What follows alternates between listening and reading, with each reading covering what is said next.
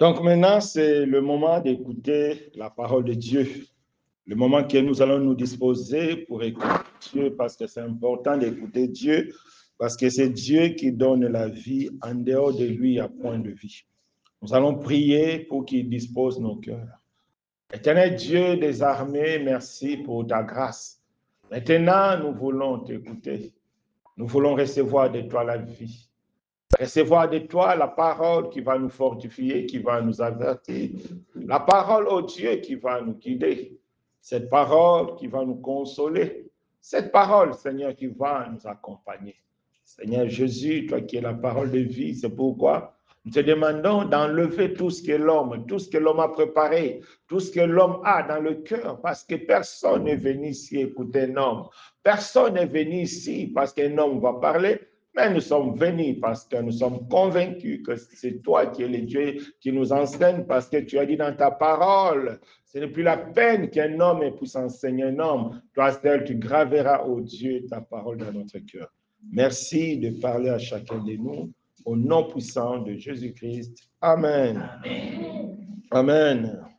Donc, bonjour à mes bien-aimés, que notre Dieu soit béni pour ces moments qu'il nous accorde pour célébrer son grand nom, l'écouter et puis partager l'amour de Christ les uns les autres. Parce que ces dimanches, nous avons mis ça sous les signes ou bien sous l'angle de l'amour. On dit dimanche de la fraternité parce que c'est vraiment important de comprendre que c'est l'amour qui fait la foi chrétienne. C'est l'amour qui fait la vie chrétienne. C'est l'amour en nous qui rend Jésus visible. C'est l'amour, rien d'autre. Le miracle, les diables font les miracles. Les sorciers font des miracles. Beaucoup de personnes font des miracles. Mais l'amour n'est réservé qu'à Dieu. Donc, manifester l'amour, c'est vraiment célébrer Jésus. Manifester l'amour, c'est vraiment ça, ce que Dieu nous demande. Donc, que ça ne soit pas seulement les dimanches de fraternité, mais Dieu nous appelle que chaque jour soit pour nous des journées de fraternité. Nous devons vivre l'amour parce que notre Dieu est l'amour. Donc, c'est vraiment important. Et le thème que j'ai eu à cœur de partager avec vous aujourd'hui est la nouvelle naissance. Aujourd'hui, nous allons parler de la nouvelle naissance. La nouvelle naissance, un thème que beaucoup de chrétiens ignorent, que beaucoup de chrétiens ignorent l'essence, le bénéfice et son impact dans la vie des chrétiens. Parce que, et pourtant, c'est la nouvelle naissance qui fait que nous sommes des chrétiens. Donc, tout chrétien, tout ce que nous avons a pour fondement la nouvelle naissance. Tout ce que nous avons a pour base la nouvelle naissance. Donc, la compréhension de la nouvelle naissance, c'est vraiment un élément très capital dans la foi chrétienne. Sans la nouvelle naissance, on n'est pas de chrétien. Sans la nouvelle naissance, nous sommes vraiment loin de Dieu. Donc, c'est vraiment très, très, très important de comprendre parce que c'est la nouvelle naissance qui donne la forme à la vie chrétienne. Donc aujourd'hui, si nous sommes des chrétiens, aujourd'hui, si quelqu'un nous voit des chrétiens, la forme que nous avons, c'est-à-dire la vie chrétienne que nous avons n'est rien d'autre que les fruits de la nouvelle naissance. Et c'est la nouvelle naissance qui marque les débuts de la foi chrétienne ou bien les débuts de la vie chrétienne. Il m'arrive souvent de poser la question à plusieurs personnes se nommant chrétiens. Deux fois, je pose la question, es-tu né de nouveau? D'autres disent non, d'autres disent oui, d'autres disent encore oui, mais par le baptême. Beaucoup confondent la nouvelle naissance et le baptême. Non, c'est des choses très, très différentes. Bien qu'elles sont liées, mais c'est des choses bien différentes. Le baptême, c'est l'homme lui-même qui prend la décision d'aller se faire baptiser parce qu'il veut obéir à Dieu. Mais la nouvelle naissance, c'est un acte que Dieu lui seul pose dans nos cœurs. C'est Dieu qui nous transforme. C'est Dieu qui nous donne la nouvelle naissance. Donc, c'est vraiment très important, mes bien-aimés, que chacun de nous puisse comprendre l'essence et l'impact de la nouvelle naissance dans la vie de chacun de nous. C'est important. Donc, comme premier point, c'est quoi la nouvelle naissance? Quand on parle de la nouvelle naissance, c'est quoi? Comment on peut définir la nouvelle naissance? C'est important de comprendre que des notions bibliques ne doivent être définies aussi à la lumière de la Bible. Parce que si tu veux définir ça en français courant, en français de France, des fois tu risques d'être à côté. C'est à travers la Bible qu'on comprend bien le terme biblique. Prenons nos Bibles. Dans le livre de Jean, Jean 3, verset 1 à 3. Évangile de Jean 3, verset 1 à 3. Donc, on va répondre à notre question, c'est quoi la nouvelle naissance? Jean 3, de 1 à 3. Écoutons la parole du Seigneur. Mais il y eut un homme, est-ce que chacun de nous a sa Bible? Donc, chacun de nous a ça, c'est bon?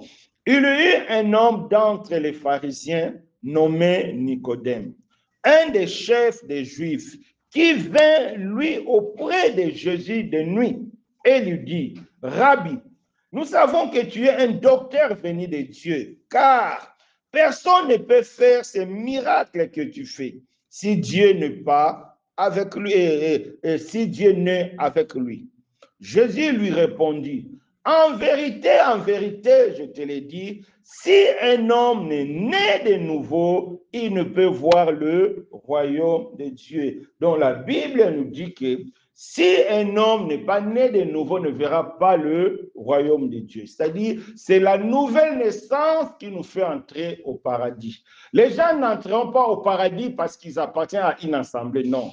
Les gens n'entreront pas au paradis parce que leurs parents sont chrétiens, ou bien parce qu'ils sont pasteurs, ou bien parce qu'ils ont des responsabilités, non. Ou bien parce qu'ils aiment louer Dieu, non. Personne n'entrera au paradis parce qu'il loue Dieu. Personne n'entrera au paradis parce qu'il gêne, non. La Bible nous dit, c'est par la nouvelle naissance. C'est la nouvelle naissance qui nous donne accès au paradis. Donc, c'est la nouvelle naissance qui nous rend des chrétiens. Aujourd'hui, beaucoup de personnes se disent chrétiens, mais des chrétiens non régénérés, des chrétiens qui ne sont pas nés de nouveau. Résultat, c'est ce que nous voyons de gauche à droite, les scandales sur scandales, désordre sur désordre, c'est le fruit. Cela montre que beaucoup, ces disant chrétiens, ne sont pas encore nés de nouveau. Parce que la nouvelle naissance nous donne une forme. La nouvelle naissance nous donne un sens à la vie chrétienne. La nouvelle naissance, c'est ça qui nous permet d'être différents des païens. Par définition, un chrétien, il est celui qui est différent des païens. Mais comment d'où vient cette différence? C'est à travers l'œuvre de la nouvelle naissance dans notre vie que nous, chrétiens, nous recevons la capacité, nous recevons le moyen, nous recevons le caractère d'être différent du païen. Ce caractère n'est pas quelque chose de hasard, non. Ce caractère est le fruit de la nouvelle naissance. Donc, c'est vraiment important, mes bien-aimés, de comprendre que sans la nouvelle naissance, personne ne peut entrer au paradis. C'est ce que Jésus a dit à Nicodème. Fréquenter une assemblée, c'est bien. Et être chanteur, choriste et pianiste, c'est bien. Être prédicateur, c'est bien. Mais ce n'est pas ça qui te donnera l'accès au paradis. Ce qui te donnera l'accès au paradis, c'est la nouvelle naissance. C'est ce que le Seigneur a dit. Il a dit à Nicodème. Nicodème n'était pas n'importe qui. La Bible dit il était l'un des chefs des Juifs. Verset 9, la Bible nous dit qu'il était docteur de la loi. C'est-à-dire, c'est eux qui enseignaient la loi. C'est eux c'est-à-dire qui contrôlaient l'application de la loi. Mais Jésus a dit, Nicodème, malgré que tu es le docteur de la loi, malgré que tu es un chef des Juifs, malgré que tu contrôles la synagogue, mais si tu n'es pas né de nouveau, tu n'entreras pas au ciel. C'est important que cela nous interpelle, mes bien-aimés. C'est bien d'avoir une assemblée. C'est bien d'avoir une Bible. Mais si tu n'es pas né de nouveau, Dieu ne te connaît pas. Ah, c'est ça ce que la Bible dit. Vous savez, tous les hommes sont des créatures de Dieu. C'est la même chose comme les animaux, c'est la même chose que les arbres, c'est la même chose que la table. Tous, c'est des créatures de Dieu. Mais les enfants de Dieu n'est que des personnes nées de nouveau. Celui qui est né de nouveau, c'est lui-là qui est un enfant de Dieu. Parce que par la nouvelle naissance, nous entrons dans la famille de Dieu. C'est la nouvelle naissance qui nous donne accès à la famille de Dieu, être appelé enfant de Dieu. C'est important. C'est pourquoi Jésus a dit à Nicodème, Nicodème, Nicodème, chef des Juifs, Nicodème, Nicodème, docteur de la loi, si tu n'es pas né de nouveau, tu n'entreras pas au paradis. En d'autres termes, si tu n'es pas né de nouveau, tu n'es pas chrétien. Ce n'est pas par le baptême qu'on devient chrétien, non. Le baptême, ce n'est que la suite. Mais c'est d'abord la nouvelle naissance. C'est la nouvelle naissance qui nous permet d'être enfants de Dieu. Donc, c'est très important. Donc, ici, nous comprenons que Jésus a bien expliqué à Nicodème, Nicodème, si tu veux aller au paradis, il faut naître né de nouveau. Donc, c'est ça l'importance de la nouvelle naissance. C'est ça, c'est ça. Maintenant, comment on peut définir la nouvelle naissance? La nouvelle naissance, c'est l'effet de recevoir la vie de Christ en nous. C'est ça la nouvelle naissance. C'est-à-dire le fait de recevoir la vie de Christ, parce que tout homme, la Bible nous dit que tout homme naît pécheur. Quels que soient tes parents, nous naissons tous pécheurs à cause du péché d'Adam et Ève. Personne n'est né avec la nature de Christ, non. Mais par la nouvelle naissance, nous recevons la vie de Christ. Lorsque la vie de Christ vient à nous, elle écrase l'ancienne nature. Elle écrase notre vie naturelle. C'est très important de comprendre. C'est-à-dire, lorsque la vie de Christ vient dans notre vie, elle écrase l'ancienne vie. Elle écrase la nature humaine à nous et elle nous donne maintenant la nature de Dieu. Donc, c'est l'effet aussi de recevoir la nature de Dieu. C'est pourquoi nous sommes enfants de Dieu. David, Raphaël, Moïse sont mes enfants parce qu'ils ont une sémence de moi. Ils sont aussi les enfants de maman Odette parce qu'ils ont une sémence, une partie de maman Odette dans leur corps. C'est pareil avec la nouvelle naissance. Nous sommes enfants de Dieu parce que nous recevons la sémence de Dieu. Ce n'est pas pour rien qu'on nous appelle les enfants de Dieu. Ce n'est pas pour rien qu'on appelle les chrétiens des enfants de Dieu. C'est à cause de la sémence de Dieu. Cette sémence, on le reçoit par la parole de Dieu. Donc, la nouvelle naissance, c'est vraiment lié à la connaissance de Jésus. Beaucoup se demandent comment faire pour naître né de nouveau. C'est avoir la connaissance de Jésus à travers l'évangile. C'est très important. Si Dieu nous a donné l'évangile, c'est pour nous permettre de connaître Christ et à travers cette connaissance, nous puissions recevoir la nature de Christ, que Christ puisse venir habiter en nous. C'est important. On peut prendre nos Bibles dans le livre de Jean. Livre de Jean, Jean 20, verset 30. On va lire Jean 20, 30. Qu'est-ce que la Bible nous dit? La Bible nous dit ceci. Jésus a fait encore, Jean 20, 30. Que chacun de nous prenne ça, Jean 20, 30. Jésus a fait encore en présence de ses disciples beaucoup d'autres miracles qui ne sont pas décrits dans ce livre.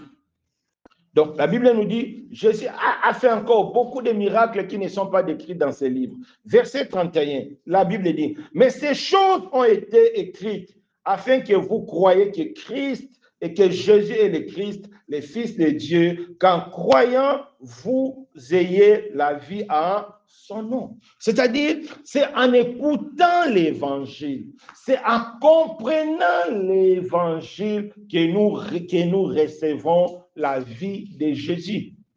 C'est-à-dire, l'évangile nous fera comprendre que nous sommes nés pécheurs, nous sommes dans le péché. Quel que soit le péché, ce n'est pas seulement les prostituées qui sont des pécheresses, non. Tout le monde qui n'a pas Jésus est dans le péché. Même si tu peux avoir l'impression que tu as une vie correcte. Non, tu peux avoir la bonne moralité. La bonne moralité, ce n'est pas la sainteté. La bonne moralité, c'est quelque chose de normal, dont tu es bien élevé. La bonne moralité ne te fait pas un enfant de Dieu. Non, Jésus ne nous donne pas la bonne moralité, mais Jésus nous donne la sanctification. La sanctification, c'est le plus haut niveau de la moralité parce que tu as la vie de Jésus en toi, tu as la moralité de Jésus. Donc nous, chrétiens, nous devons vraiment être des exemples avec une bonne moralité. Lorsqu'il y a trop de scandales au milieu de nous, Dieu pleure, il dit, mais les gens là n'ont pas compris qu'ils ont la capacité d'être meilleurs parce que la nature de Christ est en nous. C'est ça l'importance de la nouvelle naissance. Donc, par la nouvelle naissance, nous recevons la nature de Dieu.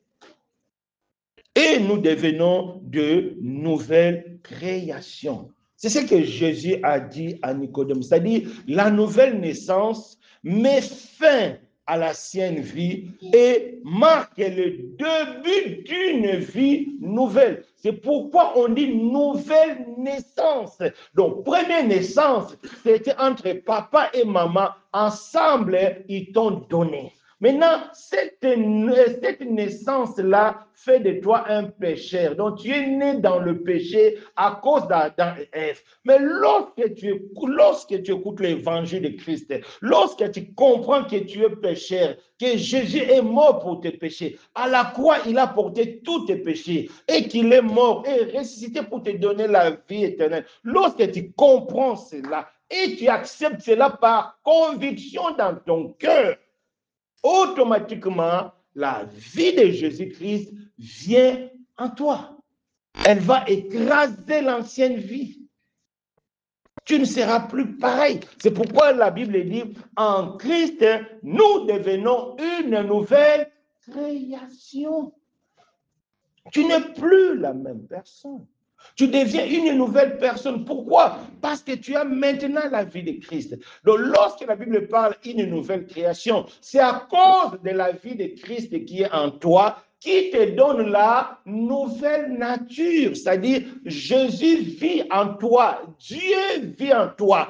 Dieu que tu ne vois pas, Dieu le créateur de toutes choses, vit en toi lorsque tu prends la connaissance de l'œuvre de la croix, que Jésus est mort pour toi, que Jésus a payé pour toi. Il est mort et ressuscité pour te donner la vie éternelle. Lorsque tu acceptes cela par conviction, par foi dans ton cœur, automatiquement, Dieu vient habiter en toi. Cela peut apparaître abstrait. Non, c'est une réalité. Pourquoi? Parce que dès que Jésus entre dans ta vie, tu verras un changement. Naturellement, un changement s'opérera. Pourquoi? Parce qu'il y a un élément nouveau dans ta vie qui est la présence du Seigneur. C'est ça, être chrétien. Lorsque la présence du Seigneur se manifeste, naturellement, tu vas te comporter différemment aussi. Prenons le cas de Nicodème. Nicodème, la Bible nous dit quoi? Il était venu de nuit voir Jésus. Il est venu faire les éloges à Jésus. Jésus a dit, non, Nicodème, laisse-moi ces éloges-là. Tu as besoin de la vie éternelle. Si tu n'es pas né de nouveau, tu n'entreras pas au paradis. Nicodème a compris. Il a saisi. Maintenant, regardons la suite de la vie de Nicodème. Prenons nos Bibles. Jean 7, verset 50 à 52. Jean 7, verset 50 à 52. C'est important. Regardons maintenant la suite de Nicodème. Prenons l'exemple de la vie de Nicodème et nous allons comprendre l'impact de la nouvelle naissance dans la vie de quelqu'un. Jean 7, verset 50 à 52. Qu'est-ce que la Bible nous dit? Verset 50. Nicodème qui était venu de nuit vers Jésus. Donc ici, on précise quoi? Nicodème qui était venu de nuit vers Jésus et qui était l'un d'entre eux leur dit, notre loi condamne-t-elle un homme avant qu'on l'attende et qu'on sache ce qu'il a fait? Il lui répondit, es-tu aussi galiléen? Examine et tu verras que de la Galilée, il ne sort point de prophète. Donc, Nicodème qui était pharisien, Nicodème, qui était l'un des Juifs, lorsqu'il était ensemble avec les autres Juifs, les autres Juifs ne savaient pas que Nicodème avait déjà croisé Jésus la nuit. Et Nicodème n'était plus la même personne. Parce que c'est les Juifs qui cherchaient à attaquer Jésus et à tuer Jésus. Mais lorsqu'ils étaient dans les réunions, mais ils n'ont pas compris que Nicodème ne réfléchissait plus de la même manière qu'eux. Nicodème a dit que non, on ne peut pas condamner un homme sans qu'on l'écoute. C'est-à-dire, Nicodème, au lieu de marcher selon les Juifs, selon le comportement des Juifs, maintenant Nicodème marchait selon le principe de Dieu, selon la justice de Dieu. Nicodème a dit, ce n'est pas possible. On ne peut pas arrêter un innocent. On ne peut pas condamner quelqu'un sans l'écoute. C'est-à-dire, Nicodème ne fonctionne plus selon les Juifs. Nicodème ne fonctionne plus selon le plan des Juifs. Mais maintenant, Nicodème commence à fonctionner selon la loi de Dieu. C'est ça l'impact de la nouvelle naissance.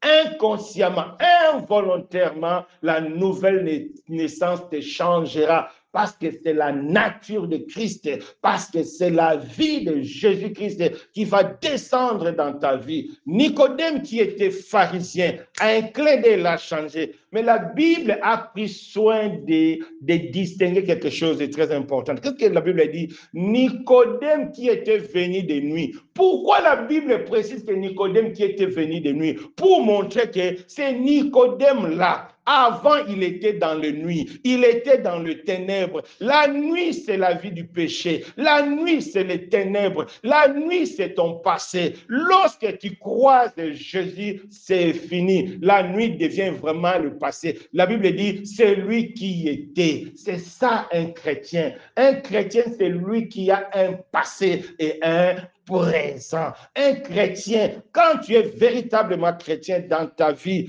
c'est facile de distinguer le passé parce que c'est là où tu étais dans les ténèbres, c'est là où tu étais dans le noir, c'est là où tu étais dans les doses, dans les désordres, mais présentement tu es dans la lumière comme Nicodème. Dans le passé, il raisonnait comme les Juifs. Dans le passé, il faisait comme les Juifs. Maintenant, dans le présent, il a dit non, on ne peut plus condamner quelqu'un parce que Dieu ne veut pas. Voilà l'impact de la nouvelle naissance. La nouvelle naissance apporte un changement radical dans notre vie. C'est ça un chrétien. Prenons encore le deuxième cas de Nicodème. Nicodème, Jean chapitre 19, verset Jean 19.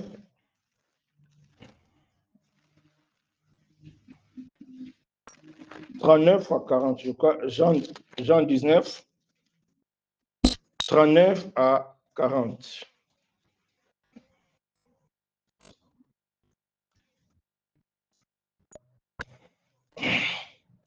Qu'est-ce que la Bible dit? Nicodème qui auparavant était allé de nuit vers Jésus. Donc, pour parler de Nicodème, on précisait que c'est lui qui était de nuit. C'est-à-dire pour montrer que c'est fini, ce n'est plus la même personne. Ici, qu'est-ce que Nicodème a fait? Vint aussi apporta un mélange d'environ 100 livres de myrrhe et d'aloès.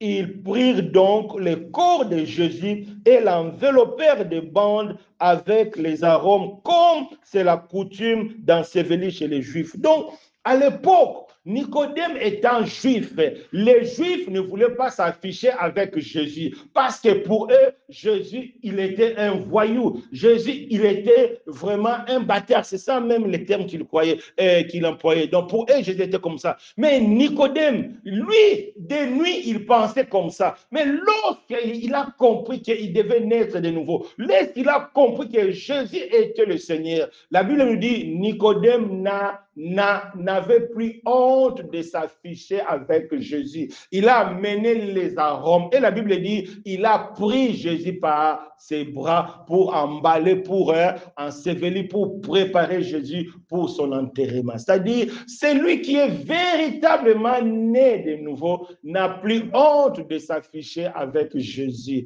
n'a plus honte de parler de Jésus, n'a plus honte de proclamer que Jésus est son Seigneur. C'est ça, mes bien-aimés, la nouvelle naissance. Depuis que tu es chrétien, depuis que tu te dis chrétien, combien de fois tu as parlé de quelqu'un de Jésus? Combien de fois tu as présenté l'évangile de Christ? Depuis que tu es chrétien. Ici, Nicodème, il n'avait plus honte. Si la première fois il était venu de nuit, c'est parce qu'il avait honte. Il ne pouvait pas s'afficher avec Jésus. Pour eux, Jésus, il était un perdu. Il ne faut pas s'afficher avec lui. Mais lorsqu'il a écouté la parole de Dieu, lorsqu'il a compris que celui-là, le Seigneur, il n'avait plus honte. Non. Les jours, il s'est affiché avec Jésus.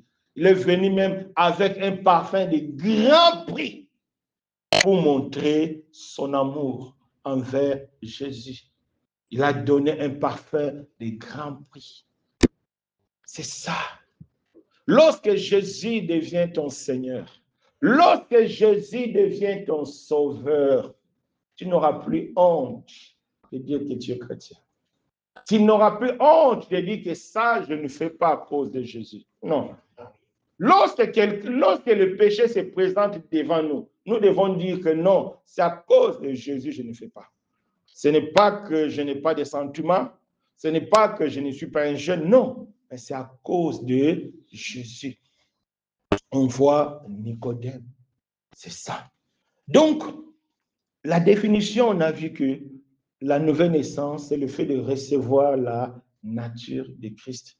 Une fois on reçoit cette nature, on ne parle plus le langage comme tout le monde. On change. On parle selon Dieu, comme Nicodème l'a dit. Non, non, non. On ne peut pas condamner quelqu'un. Il faut voir la justice de Dieu.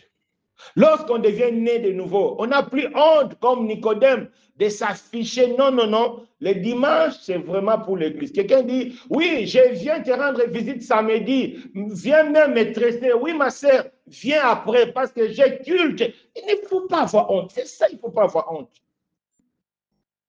Il ne faut pas avoir honte. À part les études, si les profs vous appellent, parce que là, ça ne dépend pas de vous. Tout le reste, vous ne pouvez pas laisser Jésus pour ça. Ah non. Ah non, non, non, non. Nicodème n'a pas eu honte. C'est ça, la nouvelle naissance, mes bien-aimés. Alors, comment naître de nouveau? Comme je dis, la nouvelle naissance est liée à la connaissance de Jésus à travers l'évangile. Parce que beaucoup ont la connaissance de Jésus à travers, parce que tout le monde dit chrétien. Par exemple, au Congo, presque tous les Congolais se croient être des chrétiens. Parce qu'on fête Noël, on fête Pâques, il y a l'école conventionnelle catholique, l'école conventionnelle protestante, kimbanguiste, c'est tout un mélange. Tout le monde au Congo se dit chrétien. Mais non, en réalité, ce n'est pas ça. La nouvelle naissance est liée à la connaissance de Jésus à travers l'évangile. Pourquoi? Parce qu'à travers l'évangile, l'évangile te fera connaître que tu es pécheur. C'est ça le rôle de l'évangile. L'évangile, c'est un miroir. Lorsque tu lis sérieusement l'évangile, Dieu va te convaincre que tu es pécheur. Tu as besoin de moi pour être sauvé. Comme je dis, la nouvelle naissance, c'est un acte de Dieu. C'est Dieu lui seul qui opère cet acte en nous, mes bien-aimés. Donc, la première des choses, lorsque nous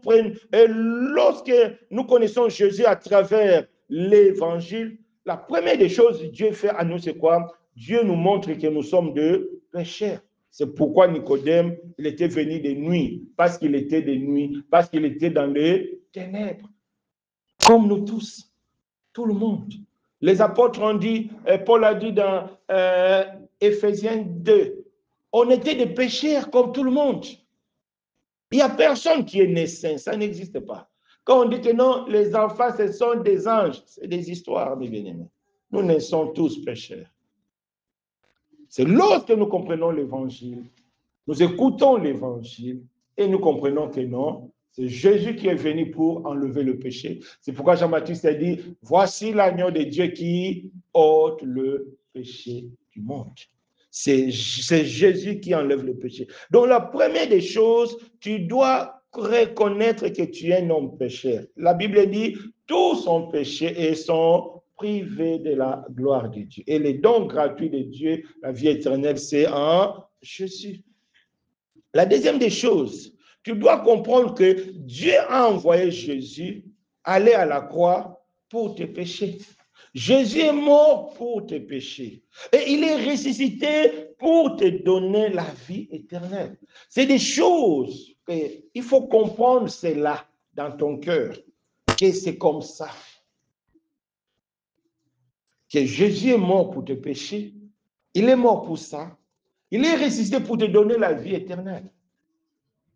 Quand tu as le crédit et qu'une personne paye pour toi, est-ce que tu auras encore le crédit? Non. Non, non. Tu n'auras plus le crédit. Parce que la personne a payé pour toi. Donc, Jésus a payé pour tes péchés pour enlever les péchés. Un chrétien, un chrétien n'est plus un pécheur, non. Beaucoup on confond ça, prier pour nous pauvres pécheurs. Cette prière-là, ça n'existe pas dans la Bible. Allez fouiller dans la Bible. Je vous salue Marie, priez pour nous pauvres pécheurs. Ça n'existe pas dans la Bible. C'est une invention des hommes. Vous prenez à la fin votre Bible, allez chercher, priez pour nous pauvres pécheurs. Ça n'existe pas. Est-ce que vous avez déjà vérifié ça? Ça n'existe pas. Prier pour nous pauvres pécheurs, ça n'existe pas. Parce qu'un chrétien n'est plus un pauvre pécheur. Un chrétien, c'est un saint de Dieu. Pourquoi? Parce que Jésus a payé pour nous. Moi, j'ai le crédit et toi, tu as payé pour moi. Je reste toujours dans le crédit. Non, ce n'est plus possible. Mais une fois que tu as réalisé cela, maintenant, il faut croire que oui, c'est vraiment vrai. Lorsque tu crois que c'est vraiment vrai, c'est là où la nouvelle naissance va s'opérer dans ta vie à part la foi.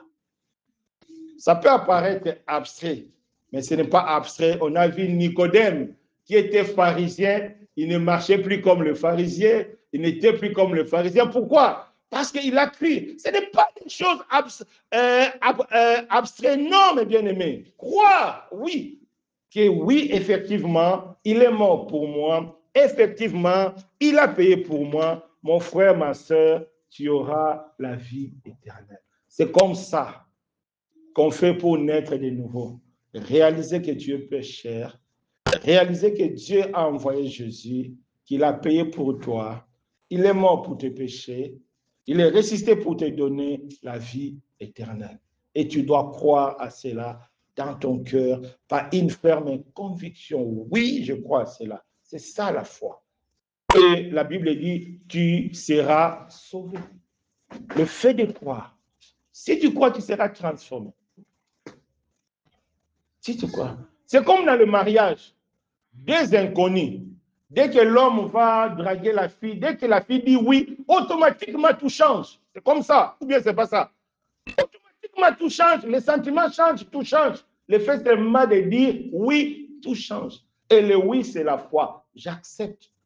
Donc, celui qui accepte réellement que Jésus est mort pour toi, réellement que Jésus a payé pour toi, automatiquement ton intérieur changera de gré ou de force parce que l'Esprit Saint descendra. Maintenant, nous allons voir notre troisième point, l'impact de la nouvelle naissance. Lorsqu'on a compris que Jésus est Seigneur, lorsqu'on a mis notre foi, la nouvelle naissance a un impact direct dans notre vie. Le premier impact, lorsqu'on a foi à la mort et à la résurrection de Christ, la première des choses, nous recevons le Saint-Esprit. C'est le Saint-Esprit qui fait de nous maintenant des enfants de Dieu.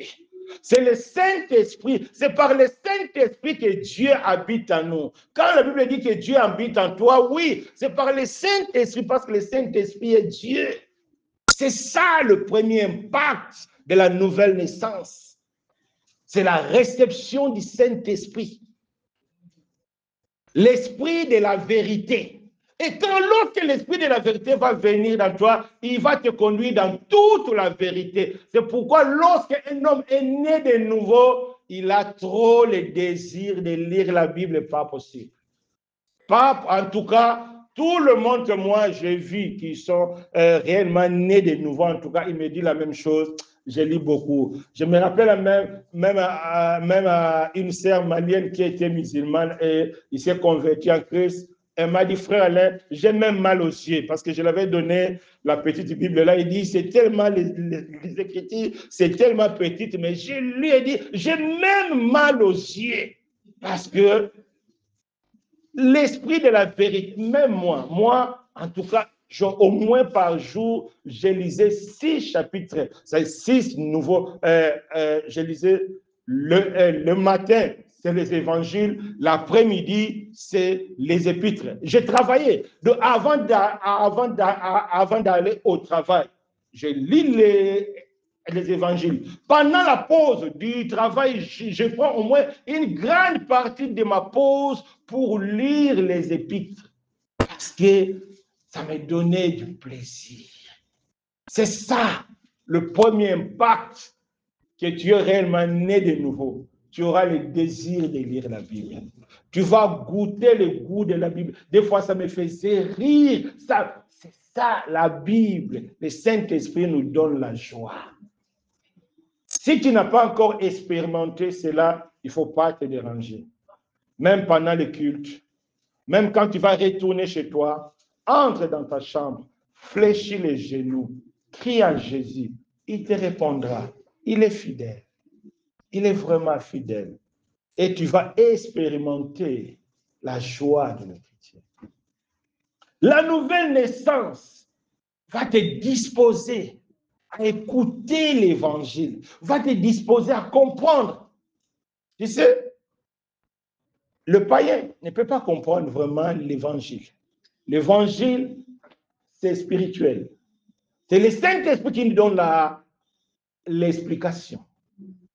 Lorsqu'on est de nouveau, on devient attentif à l'évangile. On dit, ah, c'est comme ça. Ah oui, ah, on nous a menti. C'est ça. C'est-à-dire, le Saint-Esprit est en train de t'éclairer, de te montrer réellement.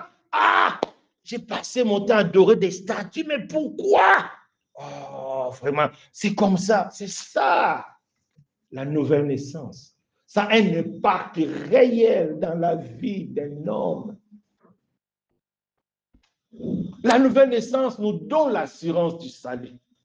Lorsque moi je commence à prier, parce que moi à l'époque je ne connaissais même pas la nouvelle naissance. Dieu vous a fait grâce que nous on connaît la nouvelle naissance. Parle-moi, je ne connaissais même pas c'est quoi la nouvelle naissance, mais j'avais seulement une conviction dans mon cœur que je crois. Je me rappelle un jour, donc j'étais en ville, donc je me suis arrêté. Alors, je commence à imaginer l'enlèvement. J'ai dit, oh, comme ça, il dit, je serai enlevé. Donc, ça me faisait plaisir de comprendre qu'un jour, je serai enlevé. Un jour, je serai avec le Seigneur. L'espérance du salut, l'assurance du salut. C'est ça la nouvelle naissance. C'est ça la nouvelle naissance. Et un moment, un monsieur qui faisait les tournages des films, il est passé par l'église. À l'époque, on priait en ville là-bas. Donc, il a dit, les personnes qui veulent faire comment on dit ça, donc les figurations dans un film 200 dirhams, beaucoup sont partis. Mais il y avait une réunion. J'ai dit que non, 200 dirhams, je ne vais pas. Je suis resté pour être enseigné. C'est ça la nouvelle naissance. Tu vois que ça dépasse tout. C'est pourquoi Zachée, il a dit, il est prêt à diviser sa richesse. Il est prêt à devenir pauvre. Un riche qui accepte de devenir pauvre, c'est qu'il a trouvé de mieux. Il a trouvé de mieux, le bien-aimé. C'est ça, la nouvelle naissance. C'est ça, la nouvelle naissance. Ça a un impact direct dans notre vie, mes bien-aimés. L'esprit de la vérité va te faire comprendre que la vérité est préférable au mensonge. Donc, du fond de toi, tu vas voir que la vérité est préférable du mensonge. La sanctification est préférable au péché. La compréhension est préférable à la complication. C'est ça la nouvelle naissance. Ça apporte un changement dans ta vie, changement de mentalité, changement de tout, un changement réel. Deuxième impact, la nouvelle naissance crée en nous une conviction du pardon de nos péchés. Tu es convaincu que tu es pardonné. La vie passée n'existe plus. On va conjuguer ça dans le passé comme on conjugue la vie de Nicodème. C'est lui qui était de nuit. Ce n'est plus de nuit, non. Il n'est plus de nuit. Il était de nuit. Oui. C'est pourquoi il n'a pas honte de son passé. Un véritable chrétien n'a pas honte de son passé. Pourquoi? Parce que ça n'existe plus. Ça n'existe plus. Il n'y en a plus. Il n'y en a plus. Tu vois même la personne qui dit que non, moi j'étais sorcier, moi j'étais bandit, moi j'ai fourniqué. Pourquoi? Ce n'est plus elle. Ce n'est plus lui. Il est devenu une nouvelle création. Ce n'est plus la même personne. Non, ce n'est plus la même personne. Tu n'es plus la même personne. La conviction du pardon que tu es pardonné. Lorsque les gens te disent que non, même si tu es devenu chrétien, il faut confesser tes péchés passés, il faut gêner tes péchés passés, ce sont de bêtises. Ce sont de bêtises. De bêtises et de bêtises. La Bible est claire. Prenons nos Bibles. Jean 10, verset 42. Oui, on va lire vite. Jean 10, verset 42, qu'est-ce que la Bible nous dit? Jean 10, verset 42, la Bible nous dit quoi? 10, 42, oui. Non, oh, non, c'est Acte 10 plutôt, pas Jean 10. Acte 10. Acte 10, verset 42. Qu'est-ce que la Bible nous dit?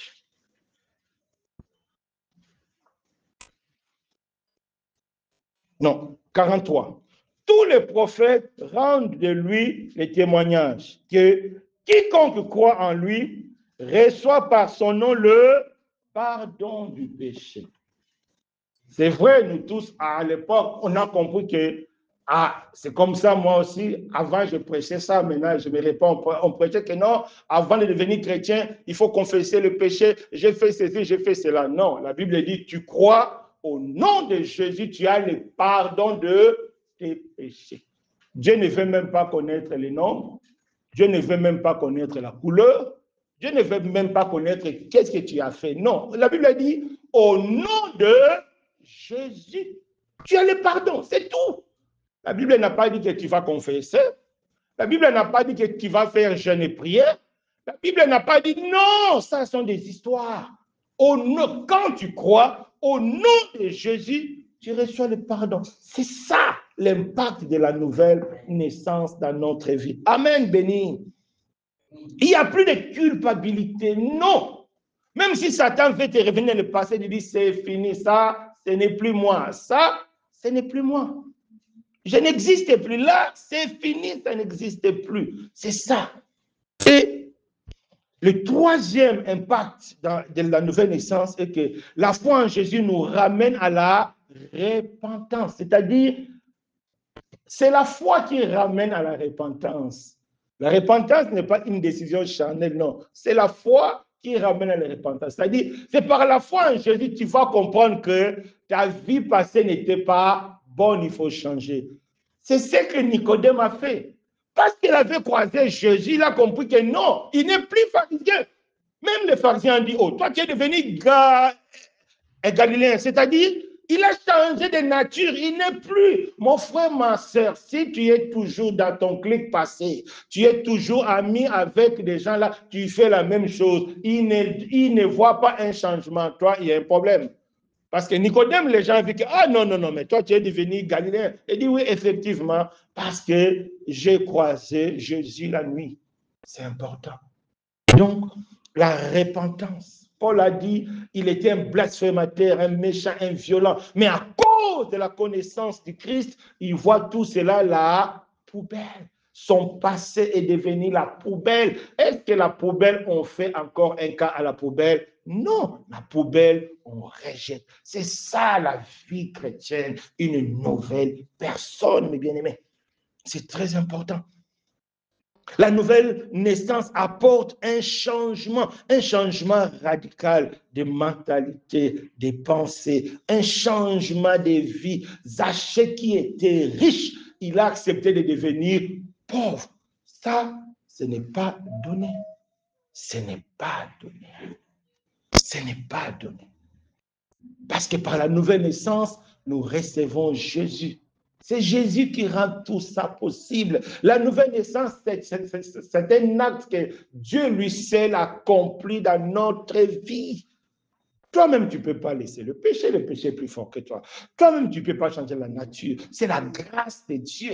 La Bible dit, nous sommes un ouvrage créé par Jésus. C'est-à-dire, tu deviens un ouvrage créé par Jésus pour accomplir la bonne chose. C'est-à-dire, la sanctification, c'est normal. L'amour, c'est normal. Le pardon, c'est normal parce que ça fait partie de ta nature. C'est triste des fois quand on voit à la télévision, dans certaines églises, les gens se chamaillent, se lancent des chaises de gauche à droite, des gens qui se disent chrétiens dans leur appartement avec leurs voisins, il n'y a pas la paix. Ça, c'est quelque chose que Dieu n'accepte pas. C'est contre nature. Nous avons la nature de Dieu. Que Dieu nous fasse grâce. C'est très important. Donc, il y a un changement. Dieu nous rend maintenant capables de vaincre le péché. Dieu nous rend maintenant capables de vivre sans péché. Dieu nous rend maintenant capables de dominer la chair et ses convoitises. C'est que Dieu nous a enseigné les dimanches passés et hier pour des personnes qui étaient au partage public.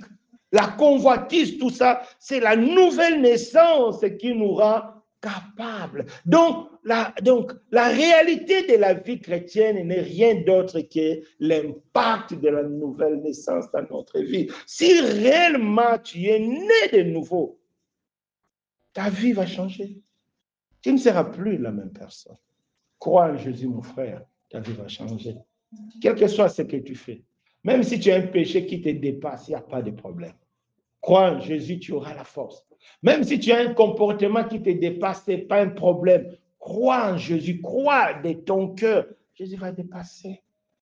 Paul, il était un blasphémateur, un vrai voyou spirituel. Donc, il était comme des djihadistes de l'époque, le Paul là que tu vois, qui a écrit ça. Il était djihadiste. Donc il peut te couper la tête sans remords. Vous imaginez, elle est telle personne. Jésus-Christ l'a rendu doux, agréable, vivable. Il travaillait un peu de son salaire, il donnait ça pour les autres. Et pourtant, il était un blasphémateur. Tu vois comment Jésus transforme. Tu vois comment la nouvelle naissance transforme. C'est très important, mes bien-aimés. La capacité de vaincre le péché. Parce que nous sommes saints. Un chrétien n'est pas un pécheur. Non, à partir d'aujourd'hui, il faut enlever ça. Non, non. Tout le monde est pécheur, c'est faux. Dans la Bible n'a pas dit ça. La Bible dit nous sommes saints parce que notre Père est saint. À partir de la nouvelle naissance, nous avons la possibilité. Mon frère, si vous ne voulez pas pécher, vous n'allez pas aussi pécher. Vous n'allez pas pécher. Il vient te dire non, je ne veux pas. Non, je ne veux pas. On te propose des millions. Non, je ne veux pas. C'est possible.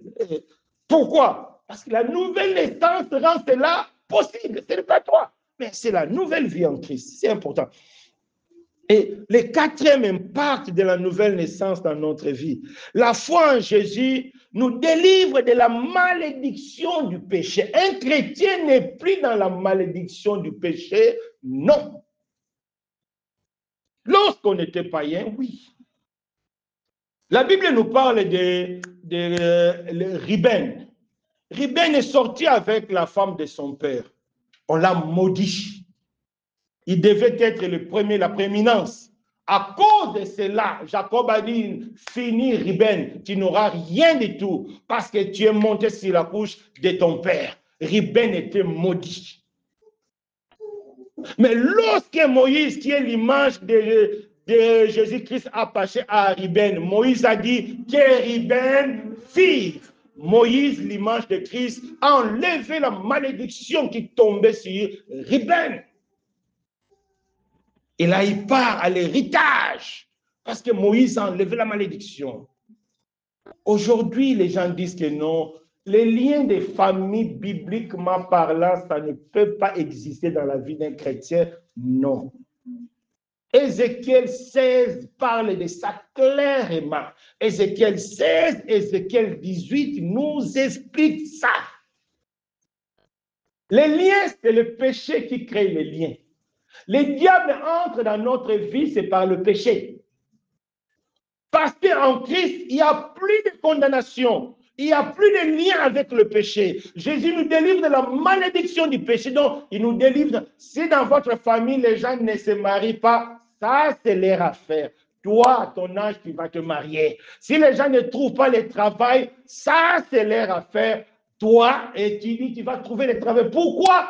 Parce que toi, tu es en Christ, il n'y a plus de condamnation, il n'y a plus de malédiction. La Bible dit, il n'y a plus l'envoûtement. En Jacob, il n'y a ni l'envoûtement, ni la divination. Parce que Dieu le Maître, Jésus a payé pour toi, il a brisé.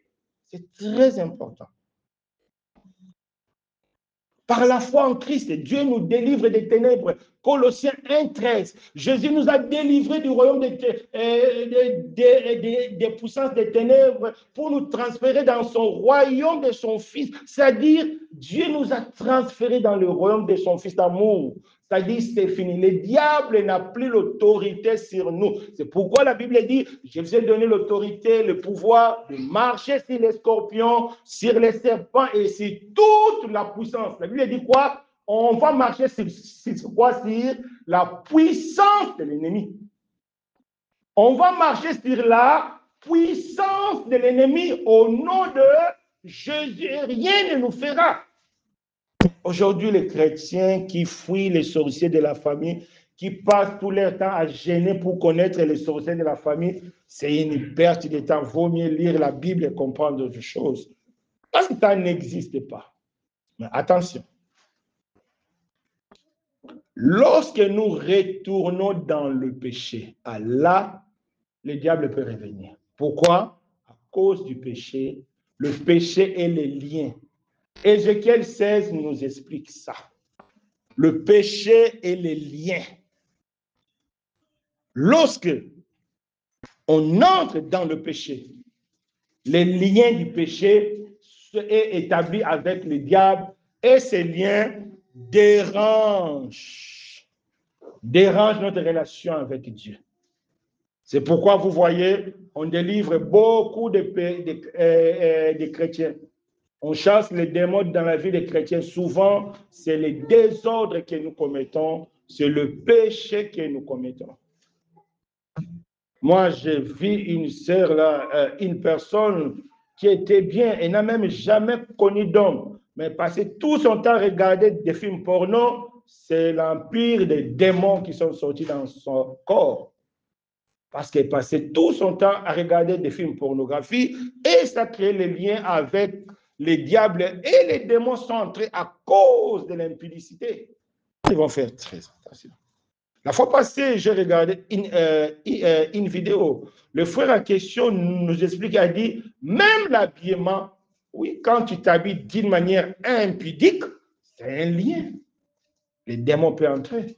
Donc, le péché peut retourner Satan dans ta vie parce que le péché, la Bible dit quoi? Le péché nous éloigne de Dieu. La main de Dieu est tellement puissante pour agir, mais ce sont le péché qui nous éloigne de Dieu.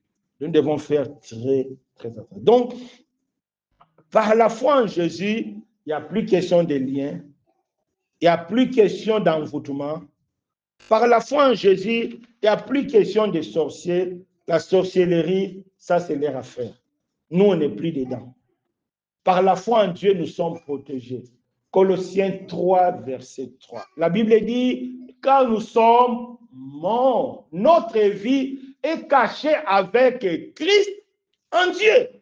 Alors, quel est le sorcier viendra te toucher, viendra d'abord taper Dieu, te prendre, taper Christ et puis te récupérer. Non. La Bible dit, lorsqu'un homme fort vient, lorsque l'ennemi vient, il va d'abord taper l'homme fort. Une fois il te tape, l'homme fort, c'est tout, il va te prendre. Mais nous, l'homme fort, c'est Dieu, c'est Jésus. Est-ce qu'il y a quelqu'un qui peut marcher, qui peut taper Jésus? Ah non. Hier, j'étais quelque part, j'ai expliqué à la sœur, j'ai dit, la puissance de Jésus là, ce n'est pas la théorie, c'est des choses vraies. Que Dieu nous a fait grâce d'expérimenter au nom de Jésus. Moi, j'ai déjà vu quelqu'un au nom de Jésus, il vole comme un avion, comme ça. La personne était possédée, et vole comme un avion, comme ça. Au nom de Jésus. C'est terrible. Donc, ce sont des réalités que nous devons voir. Et les derniers points que nous devons savoir, la foi en Jésus, non, avant-dernier point, on va aller vite. La foi en Jésus nous met en alliance avec Dieu par le sang de Jésus. Ici aussi, beaucoup de chrétiens sont trompés. On écoute de gauche à droite, viens faire l'offrande pour faire l'alliance financière avec Dieu, l'alliance de protection avec Dieu. Ce sont des bêtises. La Bible nous dit, on a lu ça, 1 Corinthiens 11, je crois 42, la Bible nous dit, Jésus a fait une alliance par son sang. Il y a une seule alliance. Dans le mariage, il y a une seule alliance, un point, un trait. Si quelqu'un te dit, viens faire l'alliance avec ton père spirituel, ne va pas. Viens faire l'alliance financière, ne va pas. Viens faire l'alliance pour la protection, il ne faut pas partir. Hôtel de prière, l'hôtel va réclamer pour toi, il ne faut même pas écouter ce genre de choses. Hôtel de prière, alliance avec le pasteur, alliance financière, alliance de protection, ça n'existe pas. En Jésus-Christ, il y a une seule alliance par son sang. C'est fini et ça nous garde. Le sang de Jésus crie plus que le sang d'Abel. Donc, éternellement, le sang de Jésus est valable pour toi. Tu n'as pas besoin d'une autre alliance. Tu as seulement besoin de la foi, rien que la foi. Amen. C'est ça l'importance de la nouvelle naissance. Et le dernier point, la nouvelle naissance nous permet de manifester la nature de Jésus d'une manière pratique. C'est ce qu'on appelle l'amour. Aujourd'hui, c'est le dimanche de fraternité, mes bien-aimés. L'amour, c'est ça, la marque des chrétiens. Ce n'est pas le miracle, non. Le diable fait le miracle. Les sorciers font le miracle. L'amour, non. Le diable n'a pas d'amour. Les sorciers n'ont pas d'amour, non. L'amour, c'est la marque des enfants de Dieu. La Bible nous dit Dieu est amour. Donc, celui qui est amour appartient à Dieu. C'est très important. Notre journée de fraternité, c'est un rappel de Dieu. Dieu veut nous faire comprendre que ce qu'il attend de nous, c'est la manifestation de la vie de Jésus au quotidien. Il est vrai que nous avons choisi une fois par mois célébrer cela. Mais non, Dieu ne veut pas que ça soit une fois par mois. Dieu veut que chaque jour, à chaque instant, que chacun de nous manifeste l'amour. Nous devons manifester l'amour les uns et les autres. Pour que notre assemblée soit forte, ce n'est pas le nombre de personnes. Ce n'est pas l'argent. Ce n'est pas la salle. C'est l'amour. Nous avons besoin de l'amour. Donc Dieu veut nous faire comprendre que à partir d'aujourd'hui, nous devons adopter l'amour comme notre façon de vivre. Parce que c'est la nouvelle naissance qui rend l'amour possible. Sans la nouvelle naissance, tu ne peux pas aimer. Sans la nouvelle naissance, c'est un amour par intérêt. C'est un amour charnel. Mais le vrai amour, c'est la nouvelle naissance. C'est pourquoi nous commençons par la nouvelle naissance pour nous faire comprendre que si nous voulons vivre l'amour chaque jour, Nous devons d'abord nous examiner. Est-ce que nous sommes vraiment nés de nouveau? Parce que si tu es né de nouveau, tu as la possibilité de demander à Dieu maintenant la capacité d'aimer. Mais si tu n'es pas né de nouveau, tu ne pourras pas aimer. Parce que l'amour est plus fort que le péché. L'amour est plus fort que la haine. On te gifle ici, tu donnes ici, ce n'est pas donné. Il faut être une nouvelle création. Et l'amour, c'est la marque des chrétiens. C'est très important.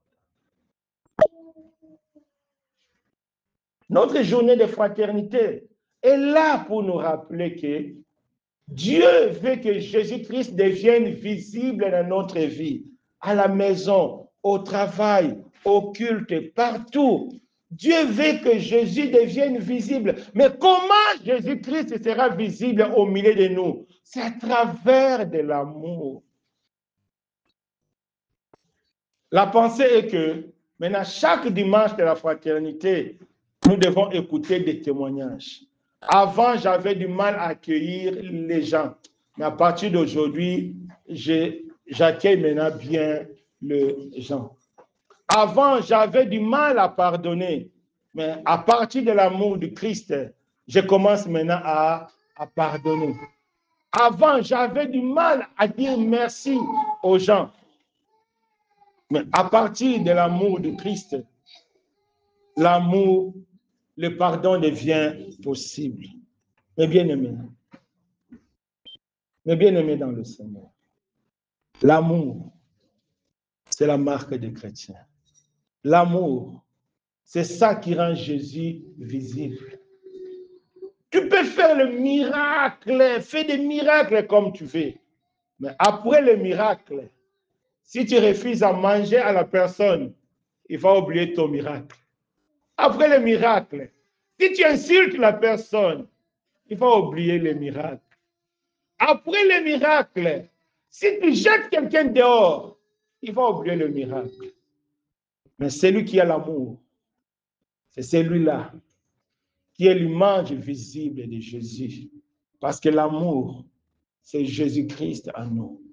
La marque des chrétiens, c'est l'amour. C'est pourquoi Dieu nous demande de naître nés de nouveau pour manifester l'amour du Christ. Dieu veut toucher Fès. Mais comment Dieu peut toucher Fès si nous n'avons pas l'amour? Pour prier pour Fès, il faut aimer Fès. Pour prier pour des gens, il faut aimer. Pour que Dieu t'utilise, il faut aimer les gens. Mais toi, tu es égoïste. Toi, tu ne reçois pas les gens chez toi. Comment Dieu peut t'utiliser? Ce n'est pas possible. Dieu ne pourra pas utiliser.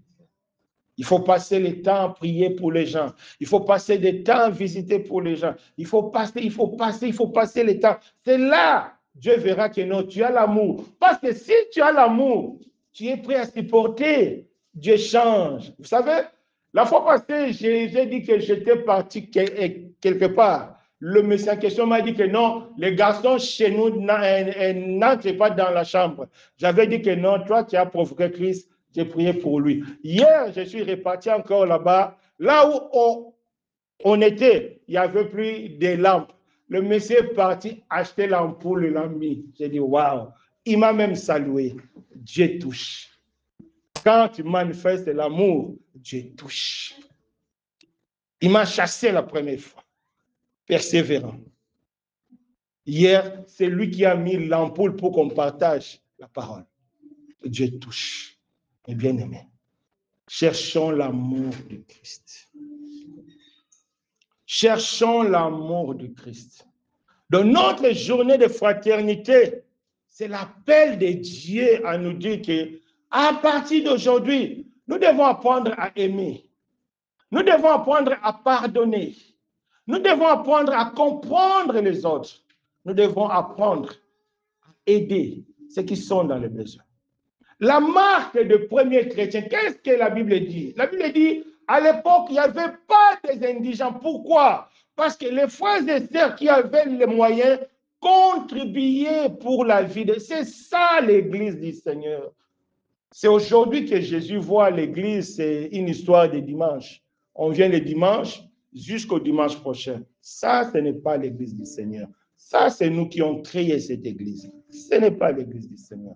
L'église du Seigneur, c'est chaque jour, dans nos quartiers. C'est l'amour qui rend l'église de Dieu visible. Lorsque quelqu'un vient chez toi, Paul nous dit dans Romains 16, il faut accueillir la diaconesse, la manière digne des saints. Quand un frère, quand une sœur vient chez toi, il faut l'accueillir d'une manière digne des saints. Tu ne vas pas accueillir quelqu'un en train de bouder. Tu ne vas pas accueillir quelqu'un, ah, va vite, moi j'ai mon smidala, je vais manger. Non, que cela ne soit plus au milieu de nous. Que le dimanche prochain, que le premier dimanche au mois de janvier, quand nous allons encore vivre notre fraternité, nous voulons écouter des témoignages, des personnes qui vont nous dire que avant j'étais égoïste, maintenant je ne suis plus égoïste. Avant, je n'accueillais plus de gens. Maintenant, je commence à accueillir. Avant, je ne faisais plus ceci. Avant, je ne priais pas pour les gens. Maintenant, je commence à prier pour les gens. C'est ça la fraternité. C'est ça l'objectif de la fraternité. Que l'amour, que Jésus-Christ devienne visible au milieu de nous. Que Jésus-Christ devienne visible autour de nous. C'est ça l'Église. Ce n'est pas le bâtiment.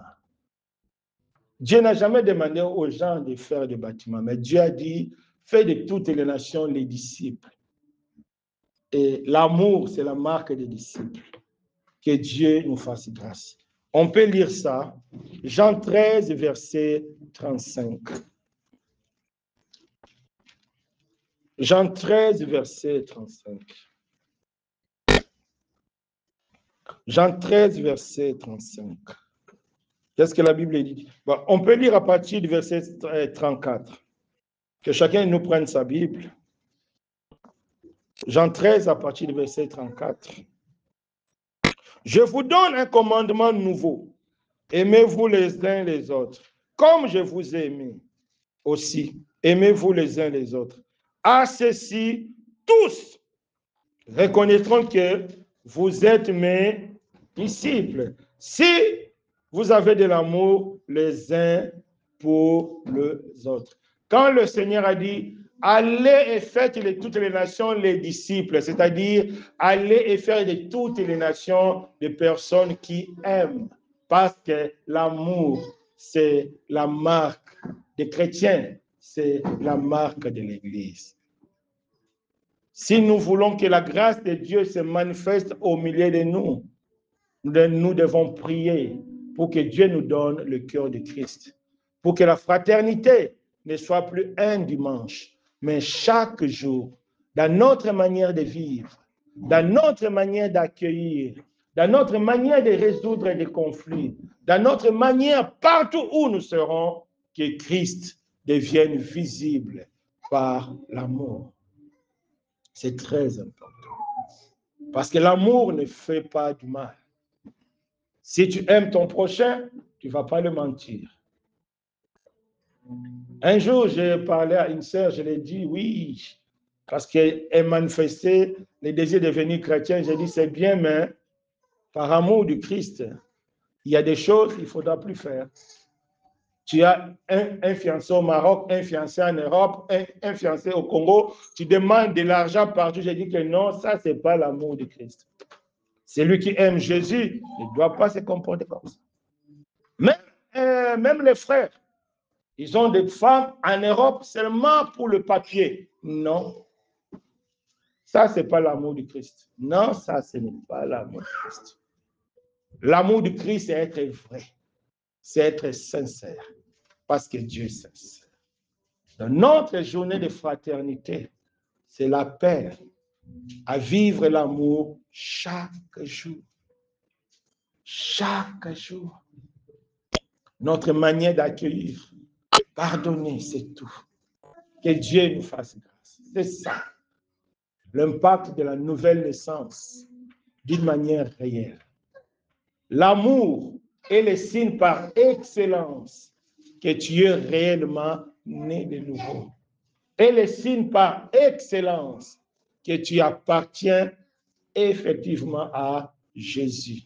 Parce que Jésus est l'amour. Que chacun de nous se dispose. Que chacun de nous se dispose. Que chacun de nous se dispose. Celui qui a du mal à aimer. Celui qui a du mal à pardonner. Celui qui a du mal à accueillir les gens. Celui qui a du mal à garder l'amitié propre. Aujourd'hui, Dieu nous donne la possibilité de crier à Jésus, afin que Jésus puisse nous donner son amour. Afin que Jésus puisse nous donner son amour. Oh Seigneur, fais-nous grâce. Fais-nous grâce. Et cet amour n'est possible que par la nouvelle naissance. Si tu es conscient que tu n'es pas encore né de nouveau, crie à Jésus. Crie à Jésus, je dis Seigneur, j'ai besoin de toi. Tu es mort pour mes péchés. Tu es mort pour moi. Je crois maintenant. Je crois maintenant. Viens dans mon cœur. Viens déposer ton amour. Viens déposer ton amour. Que la fraternité devienne une réalité au milieu de nous. Chaque jour, pas seulement chaque mois, mais chaque jour, chaque seconde, à chaque fois que nous allons nous croiser partout, que la fraternité devienne une réalité. C'est ça la marque des disciples. C'est ça la marque des enfants de Dieu. Que Dieu nous fasse grâce. Ô Éternel, nous avons besoin de toi, Seigneur. Nous avons besoin de toi, notre Dieu. Nous avons besoin de toi, notre roi. Nous avons besoin de toi, le puissant de Jacob. Pardonnez-nous pour l'égoïsme. Pardonnez-nous pour la jalousie.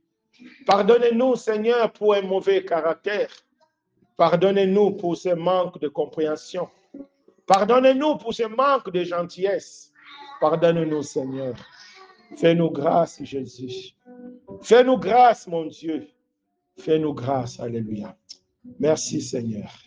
Au nom de Jésus. Au nom de Jésus, Seigneur, fais-nous grâce. Fais-nous grâce, oh Dieu. Fais-nous grâce. Alléluia, fais-nous grâce. Ah, si on peut chanter, je ne sais pas, mais si on fait quelque chose dans nos vies, une chose, une nouvelle chose. Que l'amour devienne cette nouvelle chose que Dieu fasse dans notre cœur. Alléluia.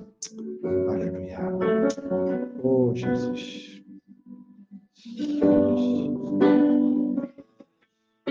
Une chose dans nos vies.